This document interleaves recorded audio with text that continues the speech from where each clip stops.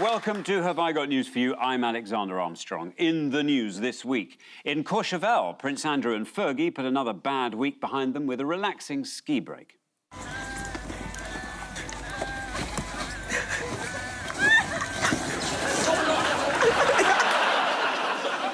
In Pyongyang, after 3.5 weeks of constipation, a much-needed suppository arrives for Kim Jong-un.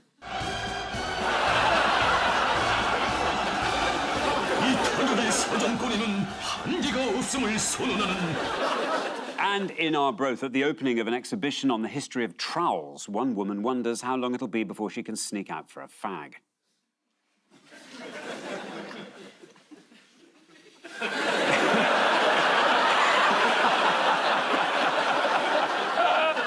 On Ian's team tonight is a comedian who recently appeared in a TV show about sharks, in which one of them actually bit his leg. A shocking, unpleasant experience, but the taste's probably out of its mouth by now.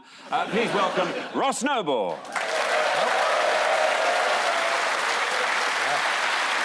On Paul's team tonight is a journalist who says the worst part of attending the Riyadh Comedy Festival was being made to applaud Saudi Arabia's authoritarian rulers, although that was before she had to watch Jimmy Carr. Please welcome Helen Lewis. We begin with the bigger news stories of the week. Ian and Ross, this is yours. It's the Holy Land, as the Messiah's arrived. Thank you. It's a message to himself. I'm brilliant. Yep, it's me. This is a sort of grudging praise week. He's done it. He's done it. He's done it, he's solved it, and that's the end of it now. Yeah. It's just done. Yeah. Yes, this is news that Donald Trump has brought peace to Gaza. What did Trump receive in the Knesset? He received lashings, treacle loads of praise. Yes. And again, largely from himself. It was incredible to watch. And he said that everyone had spoken for too long. And then he said, and I told you, your policy of kill, kill, kill, kill, I mean, that's not going to work. I mean, that is the first time it's been described in those terms. It was like the world's weirdest father of the bride speech. It had that air to it, right? A bit late in the evening, what's he going to say? You're going to go... And he did a thing where, you've got great weapons. We sold them to you, he said. The statesman-like demeanour for which he's become famous. Yes, he got several standing ovations, didn't he? Endless applause, had over 2 hours of praise. Writing about it in The Times, Tom Peck said, "Flattery," Disraeli once said, "is best laid on with a trowel." In the Israeli parliament, they laid it on with a JCB. What's the headache now for Netanyahu, though? Well, the corruption charges that are hanging over his head might be an issue. Well, exactly. But Trump's on that, too. He said to the Israeli president, Isaac Herzog, he said, come on, forget about it. That's what he said in his speech. He said, I have an idea. Why don't you give Netanyahu a pardon? Cigars and champagne. Who the hell cares? That was the corruption, not a reward. Yeah. Where did Trump go after the Knesset? He went to Sharm el-Sheikh. He did. Here is Trump getting back on Air Force One. I'd love you just to watch this and perhaps explain to me what's going on.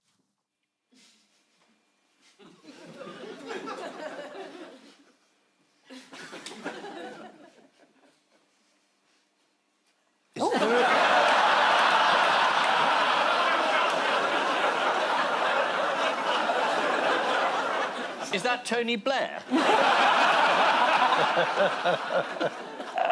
Who was waiting for Trump in Egypt when he got there? That bloke. He gave a conference, a peace conference, in which no one else spoke.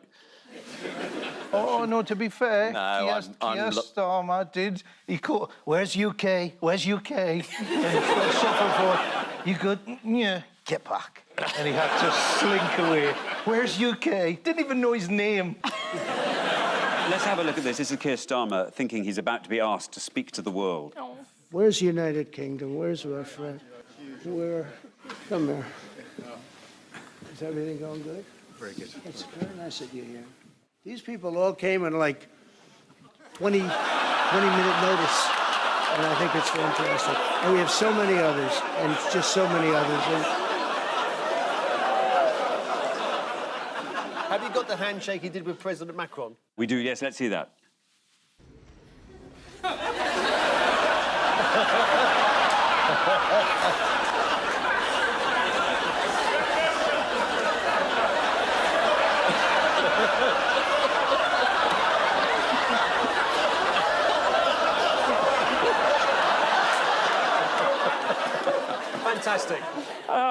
You're going to have to get the UN to separate them.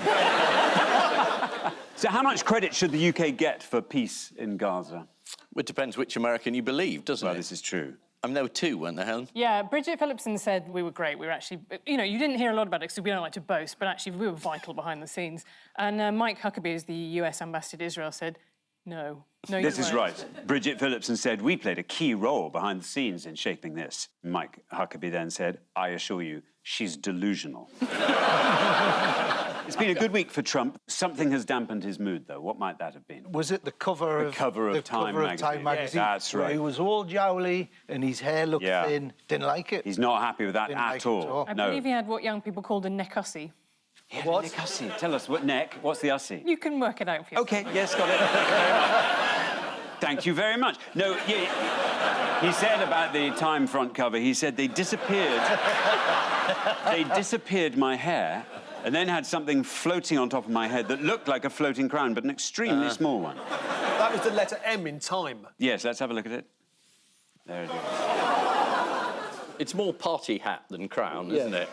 Or horns, maybe. Yeah, or Playboy ears. Yes.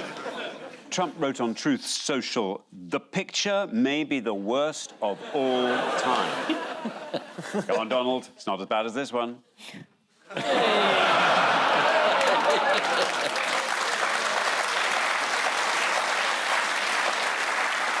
Closer to home, what's rumbling on for Starmer?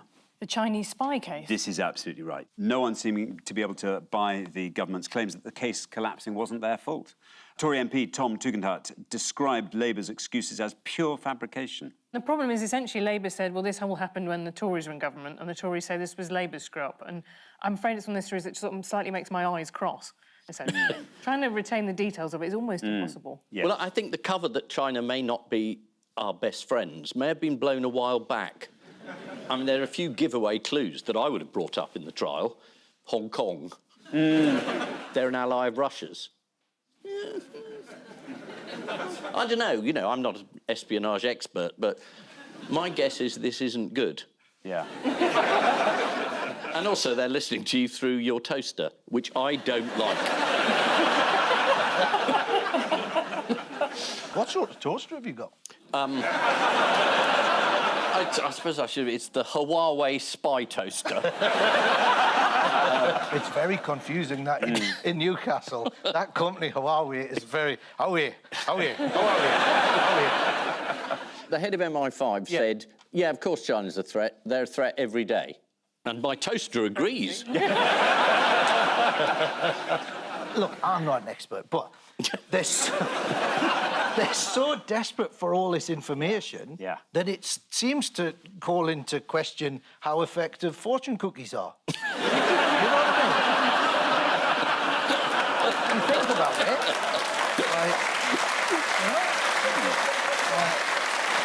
Can I just congratulate everybody on the panel for not saying what is the takeaway from this Chinese... It's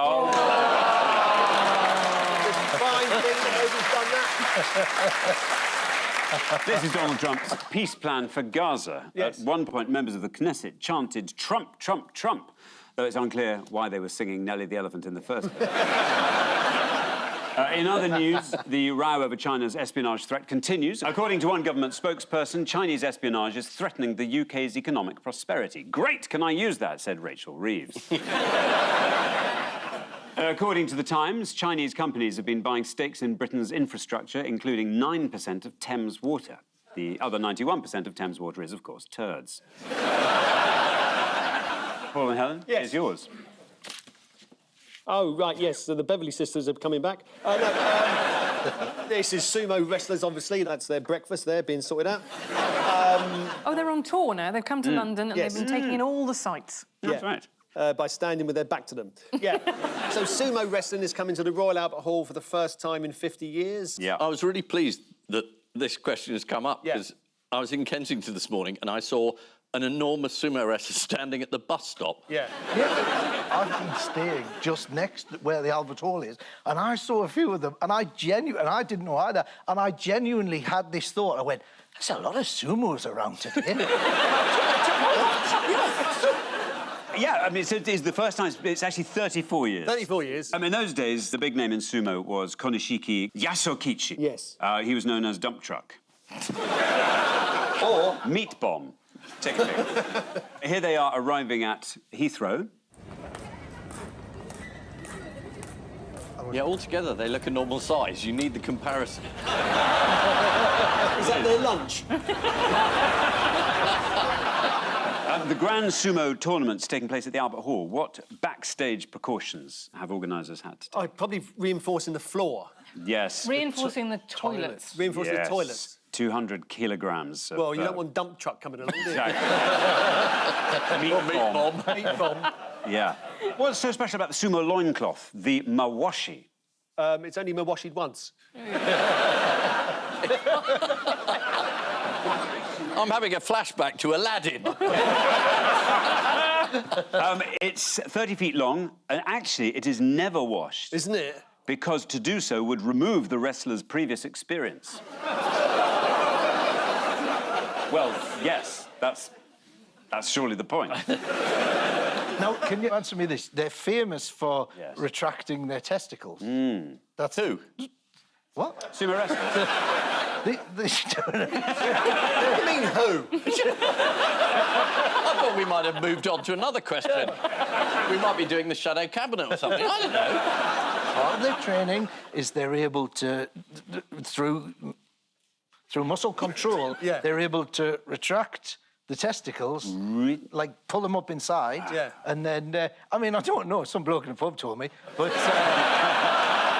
With dump truck, you'd have a hard job finding them in the first place, wouldn't you?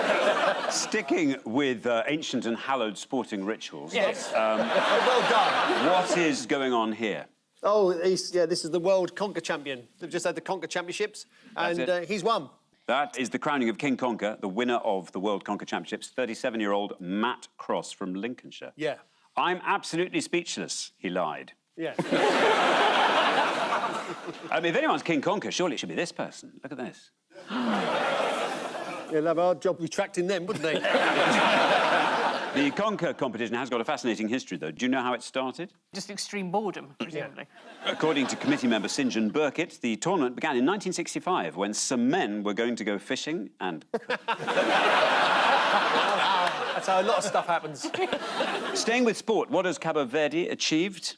Oh, they've qualified for the World Cup. They have. They beat the mighty Eswatini. They're a very small team, very small island, is it? Yeah, the size of what? A walnut. Size of... yeah, the size of Sheffield. Do you like the fact that you started talking about football and Ian and I retracted like the balls of a sumo? England also qualified for the World Cup. Yeah. Why is Gary Neville a wanker? Ian. In the eyes of many England fans. Well, he was on this show once. He was, yeah. That doesn't make anyone a wanker automatically. Oh, I think you'll find it does. I thought it was a prerequisite. England fans were unhappy that Gary Neville had ordered the Union flag be taken off a building that he owns. Yes, it was being used in a negative fashion. And after the game on Wednesday night, the England fans sang, "Gary Neville, you're a wanker, to the tune of the Alleluia chorus from Handel's Messiah. Yeah. Will you be playing that on Classic FM? Will you be recording it and putting it on your next album? Yeah, it's almost certainly is, yeah. Unsavoury choral chants. A selection of Gregorian filth. Oh, I bet there was some. Yeah. Talking about exciting big world events, Helen, where have you just been? Yes, I went to the first ever Riyadh stand-up comedy festival. How did you do? I had a tight 5 of my best women's lib material. Oh, right, It went yes. off very well. Yeah, this is a place where women only were allowed to drive in 2019. So you can still, if you've got any old women drivers material, really, it was still very fresh to them. Did you not get the calls on? No, of course I didn't. No, I didn't get the Saudi call. pointless? No. Saudi pointless? Yeah. Yeah, you could have called it Saudi headless. I was furious. I wasn't even offered it. I wasn't even offered the gig. I would have had some of that sweet blood money. But luckily, I'm in the running for the Boko Haram Giggle Fest. So, I'm up for that. That's the one. That's the one. Stand up for ISIS. I'm doing that. This is the Royal Albert Hall, which is hosting a sumo wrestling competition, or basho, who I haven't seen since school. Yeah. And so... You're retracting those. Yeah. You've gone too far.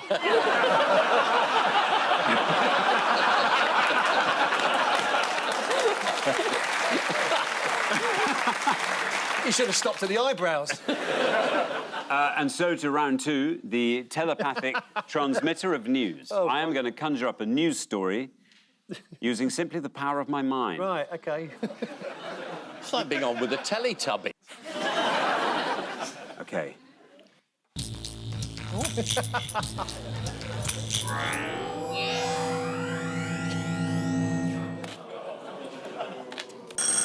Does it involve the word wronging? I see his own helmet's taking the piss out of him. Champion. This is yet more news of Prince Andrew's relationship with Jeffrey Epstein. He was discovered telling the same lie as his wife. He announced that he had no further contact with Epstein, the pedo person. What a very polite way of putting it. I say, you pedo No person. The politeness never hurt. Exactly. He announced in the Emily Make This interview that after a certain date he went over to New York and said, this is it. I can't have any contact with you anymore. And then an email turned up. Exactly right. So it was a reported leaked email from 2011, sent the day after the photo of the Duke posing with Virginia Giffray was published. Andrew writes in it, "It would seem we are in this together and we will have to rise above it. I'm just as concerned for you. Don't worry about me. Keep in close touch and we'll play some more soon." What punishment is Andrew facing? Is it none? Well, according to the Daily Mail, one option for the disgraced Duke is banning him from shooting on the royal estate. Oh, could they not deprint him? Is there a mechanism for that? I don't know if they can do that, but they could strip him of his remaining honours. What, just call him the artist formerly known as? The trouble is, right, they've at least got him under control at the moment, but he will literally do anything for cash. So if they force him out, he'll be doing panto. The Masked Singer. He'll be doing the Riyadh stand-up comedy He festival. will be, yeah. I mean, he's still a Knight of the Garter, and they could strip him of that. What, is there any special sort of privilege to being a Knight of the Garter? You get 10% off sports equipment or something? He doesn't take a part in any of the public aspects of the annual ceremony of the Knights of the Garter. Instead, is apparently confined to the private parts. I think he's not allowed to go to church at Christmas. Oh, that's come from God. Yeah. Meanwhile, in other royal news, what were the King and Queen given this week? They were given Lego versions of themselves. On a visit to a community hall near Balmoral, the local Lego club presented them with these homemade efforts. Is that Prince Andrew in the background? Also, during the visit, the King and Queen were treated to a performance by a fiddler. Who was the fiddler? I was thinking of Baroness Moan. Figures, it was clean. Yeah, it was clean.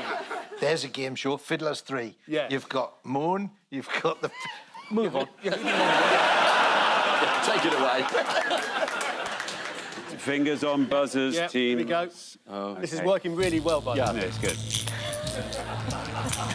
Oh, I'm being hypnotised. What's going on? Paul and Helen. Potholes. But like a No, pot- dinosaur prints. Yeah, dinosaur foot. Dinosaur prints. They've found there's a big quarry. They blew it up, and there's this dinosaur that walked across there sometime last week, they think. Yeah. Longest sort of track of dinosaur prints ever discovered. That's exactly right. 200 footprints. And there's It's a bit where the dinosaur stopped and Yeah. sort of looked Yeah. around as if Yeah. to go, oh, Yeah. am I going to go extinct? Oh. Yeah, I mean, they said that. Yeah. They said Don't that you it believe was a it? four-legged creature walking along. Yeah. Could have been two-legged doing a chorus line. Just saying. But yes, it's 220 metres long. Yeah. Do you want to see the recreation of the Yeah. dinosaur responsible? Yeah. This is a Cetiosaurus. Right, OK. We can start to animate this skeleton to make the feet hit the footfalls, hit the tracks where they should be. It kind of is a stroll, really, isn't it? Yeah, it is. It's not moving particularly fast, 2 meters per second. It's about the same speed as a human would walk quickly. And so it looks like it's paused, maybe looked behind it, and then kept moving along in this direction. What a great job. What a good job. So what am I going to do today? I'm going to animate a dinosaur, see how it walked. Oh, it walked. It walked like you'd expect a dinosaur to walk. But if that was your job, you'd get bored by lunchtime and then you'd have it on a giant pogo stick, just landing like boing, boing, boing, boing. Hey! This is the news that paleontologists have unearthed one of the longest continuous dinosaur trackways ever found. The excavation shows that 166 million years ago, Oxford was home to a large number of dinosaurs, although I imagine most of them got in on sports scholarships. At the time the footprints were made, Britain was still part of Europe, until a group of short-sighted dinosaurs decided that we should take back control. I know those dinosaurs. They were called T-Brex. Fingers on buzzers, T's.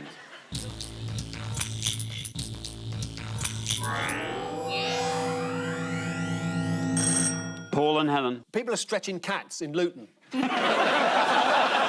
This is vet's bills, isn't it? It is exactly right, yes.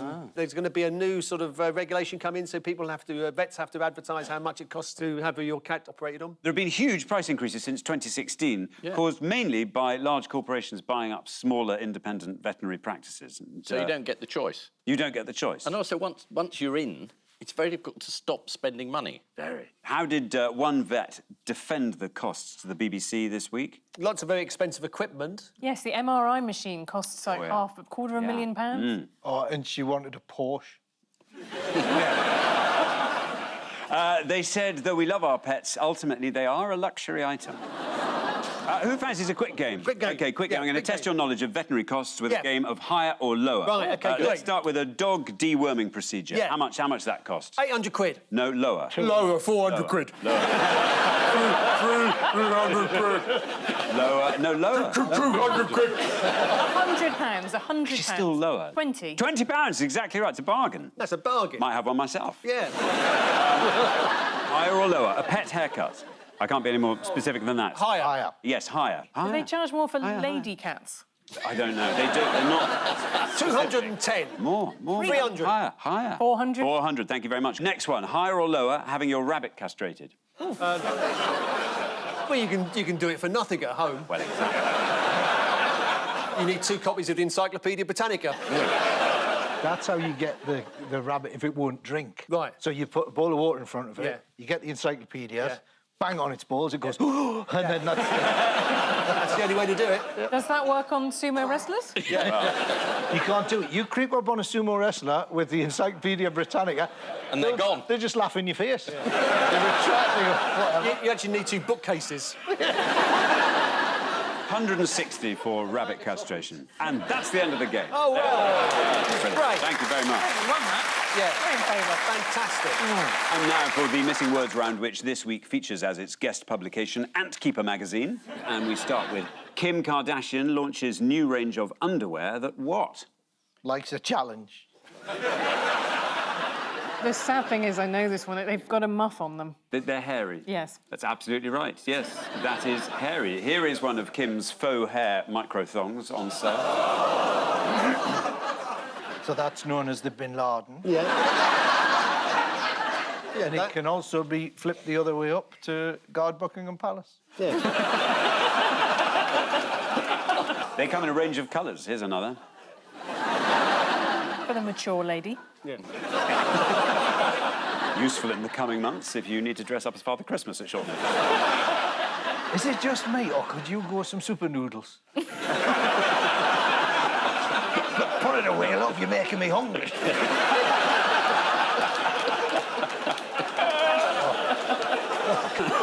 Save it for Riyadh. You don't get that on the buffet. I fancy a Chinese takeaway, not in front of the toaster. We should have done the whole show like that.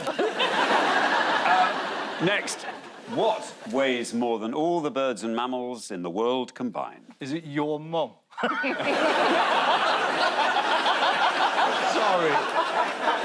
I know this. Sorry. It's the world's population of ants. UK It is exactly that. The total mass of the planet's ants. Absolutely Yeah. right.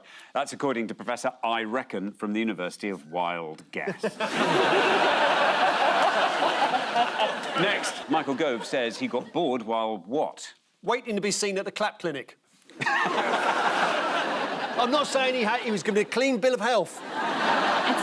It's getting divorced, isn't it? That's exactly right, divorcing his wife. Gove and his wife have been separated for a while now. If you're wondering about his current sleeping arrangements, he's now a member of the House of Lords.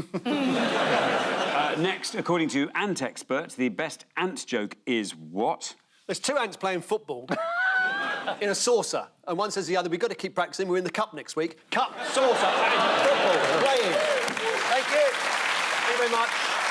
Let's see this best ant joke in the world according to the ant expert. According to the ant expert. Here we go. If ants are so busy, how come they have time to go to all the picnics?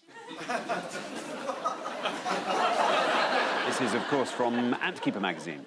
For a relaxing read, put the kettle on, make a cup of tea, and pour the rest of the boiling water on the ants. Finally, woman who regularly what says she took inspiration from watching monkeys. Paints her arse red. We've all seen them in Safeways, haven't we? We've seen them. Is it throws her shit at school children? No, she's a woman who walks around on all fours. Here is nature lover Alexia Kraft de la Sceaux on ITV's This Morning recently. Come on in, Alexia. Look how graceful she is. There's grace and elegance to that is just remarkable, Alexia. It's absolutely incredible. Good morning. Good morning. Get off the sofa, Alexia. Alexia has 181,000 followers, mostly dogs. So the final scores are Ian and Ross have 4, Paul and Helen have 8. 8.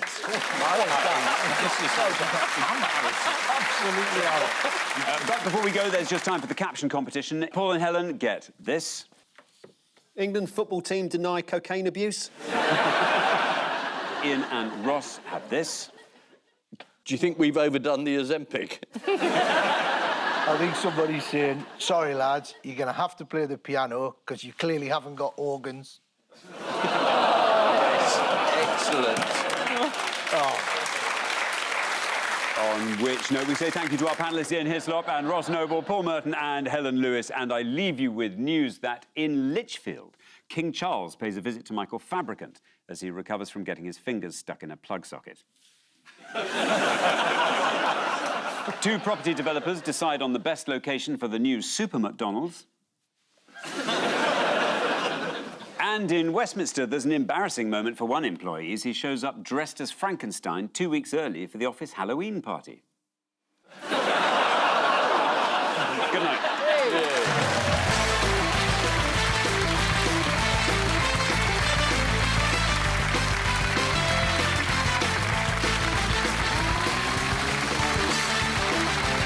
From Sally Wainwright, creator of Happy Valley, comes Riot Women in a Punk Band, fiery new drama on iPlayer.